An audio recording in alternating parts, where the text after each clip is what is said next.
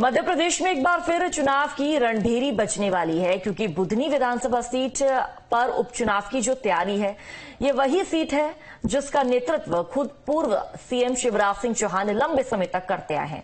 लेकिन अब उनके केंद्र की राजनीति में जाने के चलते सीट खाली हो गई है और अब इस पर भारतीय जनता पार्टी के नए चेहरे को लेकर मंथन का दौर भी जारी है और टिकट की दौड़ में किरार समाज सबसे आगे फिलहाल नजर आ रहा है।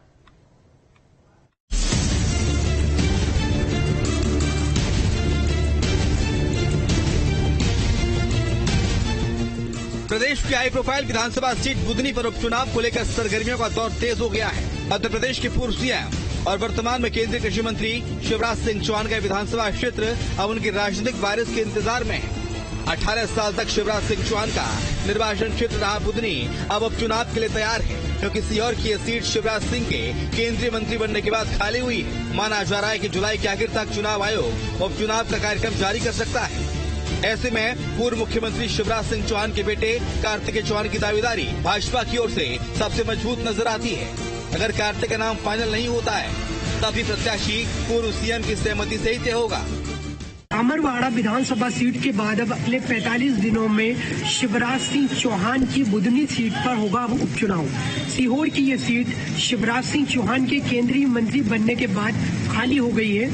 निर्वाचन आयोग की माने तो जुलाई के आखिरी में यहां पर उपचुनाव का कार्यक्रम जारी कर सकते हैं।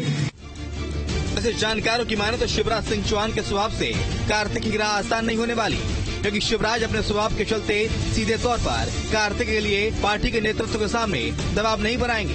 यही कारण है कि कार्तिक को टिकट लेने के लिए मुश्किलें खड़ी होंगी। अगर उनके बेटे को टिकट न मिला तो वो खुद ही दूसरा नाम आगे करेंगे और वो दूसरा नाम भी किरार समाज से होने के पूरे आसार हैं, क्योंकि बुधनी में किरार समाज का दबदबा रहा है। बुधनी विधानसभा सीट पर जितने भी विधायक रहे हैं वो ज्यादातर किरार समाज से ही निर्वाचित हुए हैं। इस सीट से कांग्रेस विधायक रहे राजकुमार पटेल और देव कुमार पटेल भी किरार समाज से आते हैं। भारतीय जनता पार्टी के सभी विधायक किरार समाज से ही हैं। ऐसे में कांग्रेस बीजेपी दोनों ही समाज से जुड़े प्रत्याशी को मौका देंगे। शिवराज की गढ़वाली इस सीट पर बीजेपी को जातीय समीकरण साधने की ज्यादा जरूरत नहीं पड़ेगी। खासकर 2006 के बाद से बीजेपी की सेफ सीट बन गई है। कारण है यहाँ का जातिगत समीकरण, जिसमें किरार समाज का दबदबा है। बुधनी में कुल वोटर्स की संख्या 2,68,435 है, जिनमें 1,39,332 पुरुष और 1,29,096 महिलाएं हैं। वोटर्स में सबसे ज्यादा 40,000 किरार समाज से हैं। 24,000 के करीब वोटर्स SC/ST के हैं। 10,000 के करीब खाती समाज के वोटर्स हैं। बुधनी में बीजेपी के पूर्व विधायक और पूर्व मुख्यमंत्री शिवराज सिंह चौहान के बेटे कार्तिकेय सिंह चौहान भी मैदान में उतार सकती है।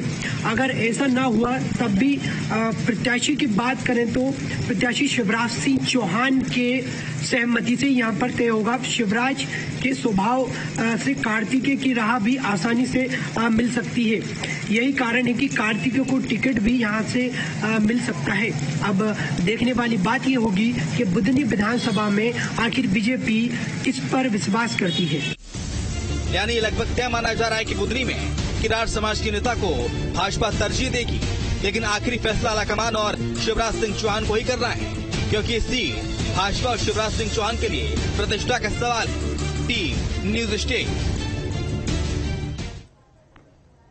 पूर्व मुख्यमंत्री दिग्विजय सिंह के